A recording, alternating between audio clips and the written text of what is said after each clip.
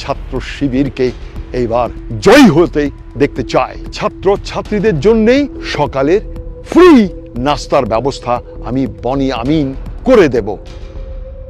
দীর্ঘ 5 বছর পর আগামী 9 সেপ্টেম্বর ঢাকা বিশ্ববিদ্যালয়ের কেন্দ্রীয় সংসদ নির্বাচন অনুষ্ঠিত হতে যাচ্ছে। এই নির্বাচন ঘিরে শিক্ষার্থীদের জল্পনা কল্পনার শেষ নেই। তবে আসন্ন ডাকসু নির্বাচন ঘিরে নতুন আলোচনার জন্ম দিয়েছে জনপ্রিয় কন্টেন্ট ক্রিয়েটর বনি আমিন। ছাত্র শিবিরকে এইবার জয়ী হতে দেখতে চাই।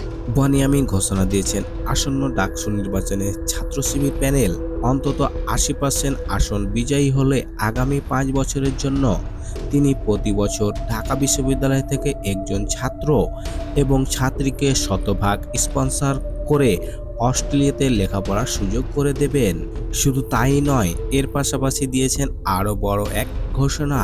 ঢাকা বিশ্ববিদ্যালয়ের ভেতরেই দুটো ক্যান্টিনে পুরো মাস ব্যাপী সবসময় ছাত্র ছাত্রীদের জন্যই সকালের ফ্রি নাস্তার ব্যবস্থা আমি বনি আমিন করে দেব।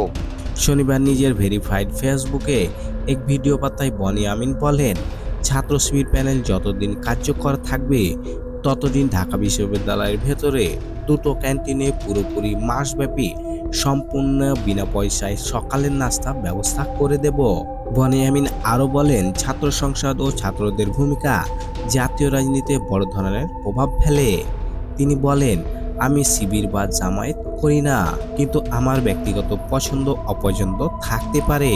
বনি আমিন 1970 দশকের নোয়াখালী জেলায় হাতিয়া দ্বীপে জন্মগ্রহণ করেন। ছোটবেলা থেকেই তিনি বাংলাদেশের রাজনৈতিক সামাজিক পরিস্থিতি নিয়ে আগ্রহী ছিলেন। চট্টগ্রাম বিশ্ববিদ্যালয় থেকে পড়াশোনা শেষ করে 1991 সালে তিনি পরিবারের সঙ্গে অস্ট্রেলিয়া পাড়ি জমিয়েছেন।